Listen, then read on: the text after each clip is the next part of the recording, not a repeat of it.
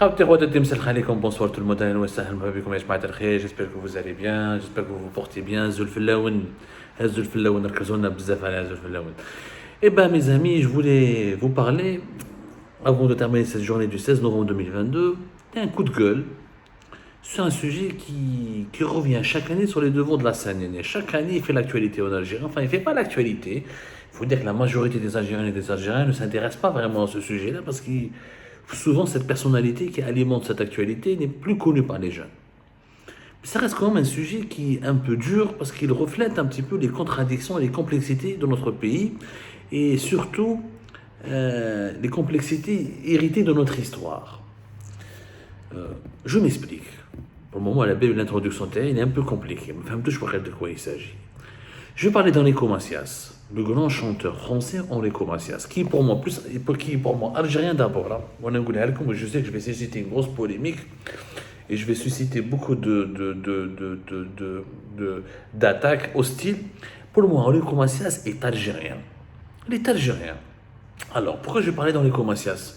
J'ai vu sa dernière déclaration dans les médias et ça m'a touché. Ce monsieur, il a 84 ans aujourd'hui. Ça fait des années, des décennies. Ça fait des décennies, à chaque fois, il parle encore de l'Algérie. Il n'a jamais arrêté de parler de l'Algérie qui est son pays natal. À chaque fois, il dit que je rêve de visiter l'Algérie. La dernière déclaration, c'était le 13 novembre 2022. C'est la chaîne de télévision Arabia.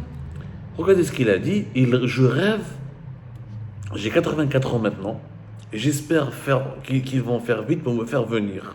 C'est ma mère. Il parle de l'Algérie, il parle de son rêve de retrouver l'Algérie. Lui qui est l'enfant de Constantine. J'ai 84 ans maintenant et j'espère qu'ils vont faire vite pour me faire venir. J'ai envie, avant de quitter ce monde, au moins une fois, retrouver ma ville natale, mon pays, tous les amis que j'ai là-bas, mon peuple algérien, mes frères. Peut-être que ça va venir, je ne dirai pas non à l'avenir. 84 ans, من sèche. 62 ويحلم يعاود يولي l'Algérie.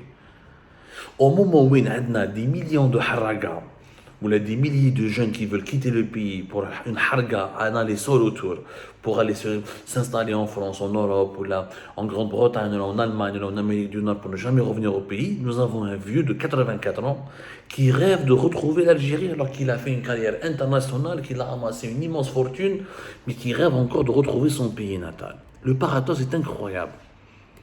Vraiment incroyable.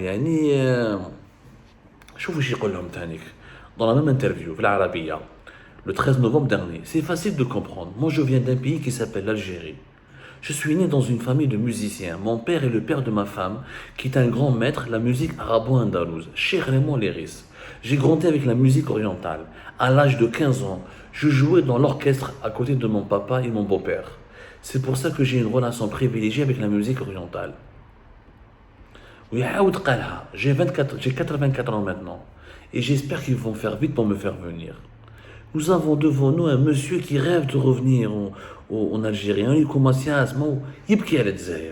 et c'est pas la première fois. Chaque année, quand Enrico Macias est interviewé, il parle de l'Algérie. Et il parle de l'Algérie. Par exemple, comme un exemple, retourner chanter en Algérie. C'est un rêve que je fais souvent. Enrico Macias. Ça fait 4 ans de cela lorsqu'il avait 80 ans. À chaque sortie d'un album, à chaque spectacle, à chaque intervention médiatique, il parle de l'Algérie. Jamais vu un artiste qui aime aussi l'Algérie, son Algérie, à lui, certainement, une Algérie de son enfance. Donc bien sûr, Enrico Macias, pour ceux qui ne le connaissent pas, il est né en Constantine le 11 décembre 1938. Il est juif, d'une famille juive de Constantine, la fameuse communauté juive de Constantine. Son père était Sylvain Grenayzia, qui était musicien dans l'orchestre du fameux Cheikh Raymond Léris, le Cheikh Raymond, l'un des parrains, l'un des grands maîtres du Ma'louf, et qui était juif, le Ma'louf, musique traditionnelle arabo-constantinoise. Il a essayé de faire en 1956, je pense qu'il a obtenu son bac, si je ne me trompe pas, Enrico Macias. Et juste après la mort de Raymond Léris, qui reste un mystère dans l'histoire, la vie de la famille de Enrico Macias, qui son nom initial c'est Grenassia, C'est une famille juive. Ils étaient obligés donc de quitter l'Algérie pour s'installer en France. Et c'est là où il s'est installé à Argenteuil, dans la banlieue parisienne. Argenteuil, là où il y a aussi beaucoup d'Algériens. On est comme ça. غني عن كل تعريف كما نقولوا بالعربية. Adieu mon pays, qu'est-ce qu'elles sont jouées les faits de mon pays, les faits de mon pays, le fameux tube, surtout Adieu pour mon pays. Il était nommé chanteur pour la paix pour l'ONU en 1980, ambassadeur itinérant pour la défense de l'enfant à partir de 1997. Mais bon, ça c'est le côté heureux, le côté joli, le côté extraordinaire et exceptionnel de Enrico Macias. Enrico Macias, il a un autre côté qui est controversé, qui est sulfureux. C'est vrai qu'il suscite la politique, c'est un soutien inconditionnel d'Israël. Il a manifesté dans les rues en faveur d'Israël. Il a soutenu Nicolas Sarkozy en 2007 pour les élections de Nicolas Sarkozy. Il a vraiment soutenu. Il a toujours été à côté de la droite. Et sur Israël, il n'a jamais... Il a toujours été honnête. Il est avec le droit, il est avec l'État d'Israël, il soutient le droit d'Israël d'exister, et souvent il a fermé les yeux sur les crimes commis par les autorités israéliennes contre les enfants palestiniens et contre la population palestinienne. On lui reproche ça, et c'est vrai, il a un soutien des fois aveugle à l'État israélien. Ceci dit, on ne peut pas lui interdire de venir en Algérie. On ne peut pas nier qu'il est algérien. C'est pas parce qu'il est juif, pro-sioniste ou pro-israël que son algérianité est pour autant supprimée. Comment il s'appelle? Enrico Macias devait venir en Algérie en l'an 2000. À l'époque, c'était Abdelaziz Bouteflika qui l'avait invité. Et il était attendu à Constantine. Il était attendu pour une tournée musicale à Constantine et en Algérie. Il devait faire, je pense, Alger, Oran à l'époque, si je me rappelle bien. Il y avait même une pétition qui a circulé pour qu'il puisse venir. Il était question de 6 concerts entre le 16 et le 27 mars l'an 2000 à travers le pays. Et son premier concert devait se faire à Constantine, où il devait rendre hommage à son beau-père, Cheikh Raymond Lerisque, et le maître du Ma'louf, l'Akinale. Bon, il n'a pas pu venir. À l'époque, ils ont dit que c'était les islamistes qui ont fait plaisir sur le pouvoir algérien, que c'est le pouvoir algérien qui avait retiré l'invitation. Ce qui est totalement faux, parce que j'ai parlé à un haut responsable très bien placé au sein du régime algérien, qui m'a dit quelques années plus tard, après l'an 2000, il m'a dit « tout ce que vous a raconté, c'est faux. Bouteflika n'a jamais retiré l'invitation, elle était restée pendante. C'est lui qui n'a pas voulu venir, c'est Enrico Macias, parce qu'il a exigé d'habiter la maison qu'il avait occupée pendant qu'il était enfant, son maison familiale, les Kenjef Souiqa, dans un quartier populaire qui est Constantine. Apparemment, il voulait récupérer une maison qui appartenait à sa famille, Souiqa, la Casbah de Constantine. On m'a dit que la maison était habitée, occupée par une famille algérienne. Et Bouteflika lui aura dit, moi je ne peux pas faire sortir une famille algérienne pour la donner à monsieur, pour les beaux yeux de Enrico Macias. Il y a les hôtels, il y aura les services de sécurité, ils pourront l'accompagner, il n'y a pas de problème. Mais pour retrouver la maison familiale où il avait vécu quand il était enfant, qui est occupée en ce moment par une famille algérienne, ce n'est pas possible. C'est ce point-là qui a fait capoter la visite de l'an 2000. Même les autorités algériennes ont pris leur distance avec Enrico Macias, parce qu'Enrico Macias a commencé à critiquer, il a eu une position très très favorable à l'État d'Israël. Le 2006, les événements, les multiples intifadas, les événements de Gaza, les massacres israéliens perpétrés à Gaza ont convaincu ensuite les autorités algériennes à ne plus jamais inviter Enrico Macias. Bouteflika, quand il est tombé malade, son frère Saïd et les autres responsables du régime, ils disent écoute, mais c'est Enrico Macias. Même Enrico Macias n'a plus reparlé beaucoup, n'a pas beaucoup insisté. Mais depuis pratiquement 4-5 ans, il insiste beaucoup, il a peur de mourir, il a envie de retrouver Constantine.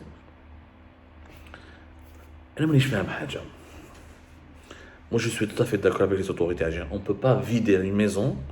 C'était ça, comme l'a raconté ma source. C'est vraiment Enrico Macias veut retrouver son ancienne maison familiale. Et cela nécessite qu'on expulse une famille algérienne. Naturellement, ce n'est pas possible. Maintenant, si cette famille algérienne, elle est prête à l'accueillir 1 ou 2 jours, ou elle lui laisse la maison pour qu'il se rappelle des souvenirs de son enfance, je ne vois pas de mal. Franchement.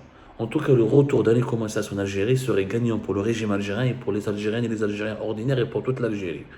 Si c'est un Algérien, il est avec Israël, il est sioniste, il est pour l'État d'Israël. Mais ça ne signifie pas qu'on ne peut pas lui enlever son algérianité. Les juifs algériens qui sont émigrés en Israël, ils sont algériens.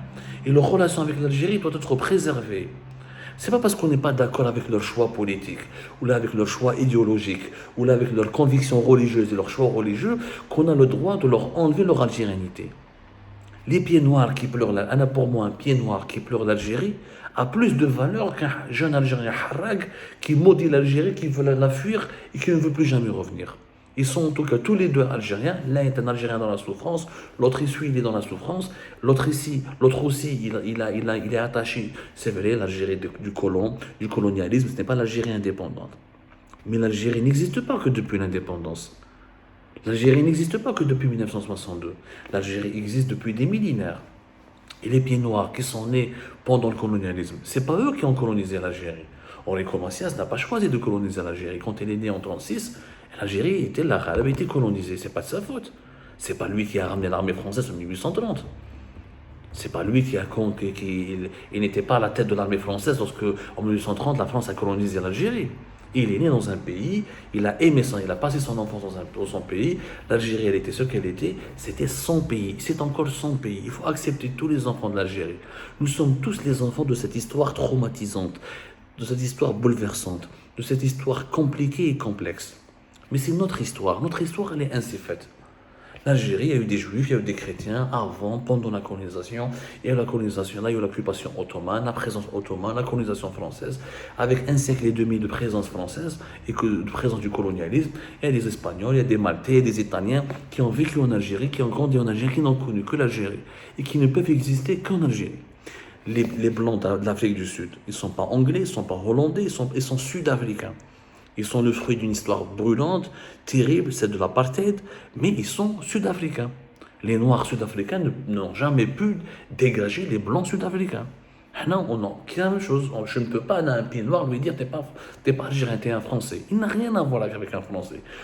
Un pied noir est plus proche de moi que d'un Français qui habite en France. Enrico Macias est plus proche de moi, ou de Cheb Khaled, ou de Bayona, que d'une personnalité artistique française. C'est pas possible. C'est une question de culture, d'émotion. Enrico Macias, il sent comme un Algérien. Il pleure comme un Algérien. Il s'énerve comme un Algérien. Parce qu'il est Algérien. Parce que les Juifs algériens sont comme les Arabes algériens, comme les Berbères algériens. Rien à voir. Donc, je ne comprends pas. Pourquoi ne pas permettre le retour d'Enrico Macias? Roger Hanin, Guy Bedos, pourquoi ne pas leur permettre de revenir? Ils sont revenus. Roger Hanin, il est mort en Algérie, rappelez-vous. Normal, Roger Hanin, il n'était pas pro-palestinien à 100% non plus. C'était pas un soutien aussi favorable au sionisme ou à Israël comme notre ami Enrico Macias. Mais, voilà.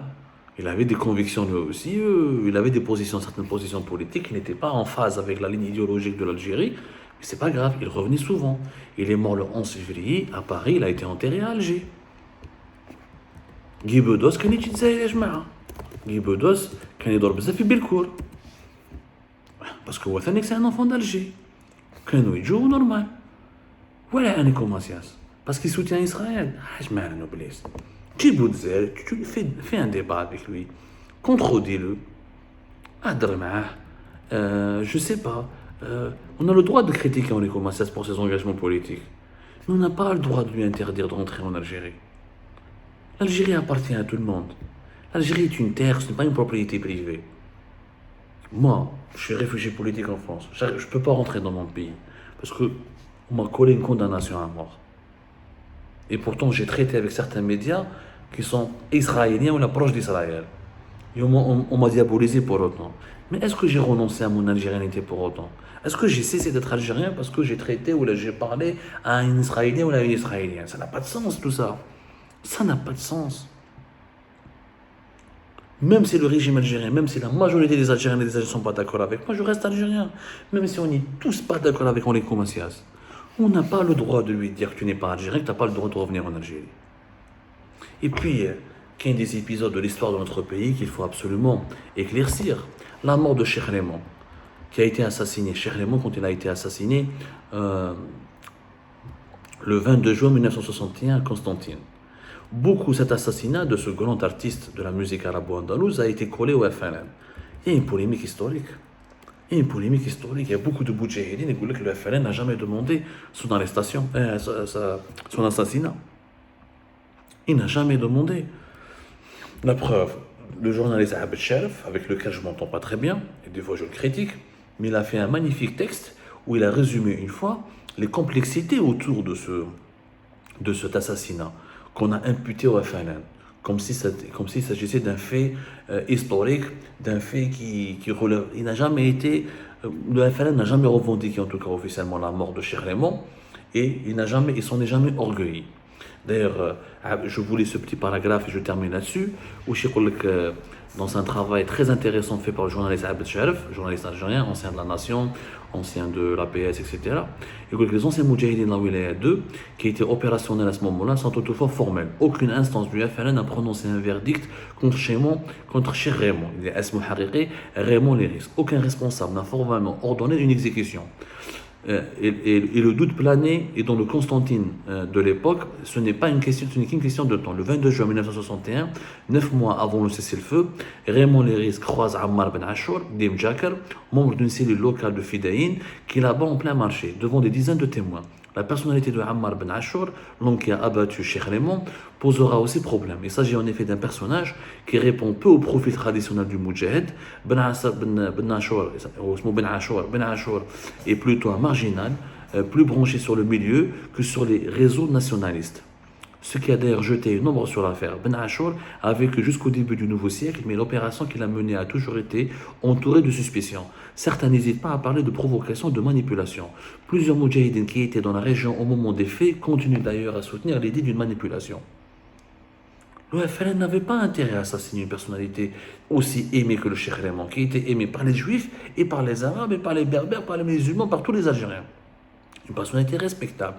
Et même s'il était favorable à l'Algérie française, le FLN n'avait pas besoin de toucher un symbole aussi parce que l'indépendance du pays était quasiment acquise. On était quelques mois avant l'organisation du référendum pour l'indépendance du pays. Pourquoi, en juin 1961, le FLN, il était quasiment certain que la France va décoloniser, va quitter l'Algérie. Pourquoi il va tuer un symbole comme Cheikh Raymond alors que le FLN voulait surtout ne pas provoquer les déchirures dans la population algérienne et d'essayer d'avoir le maximum de soutien au sein même des Européens de l'Algérie.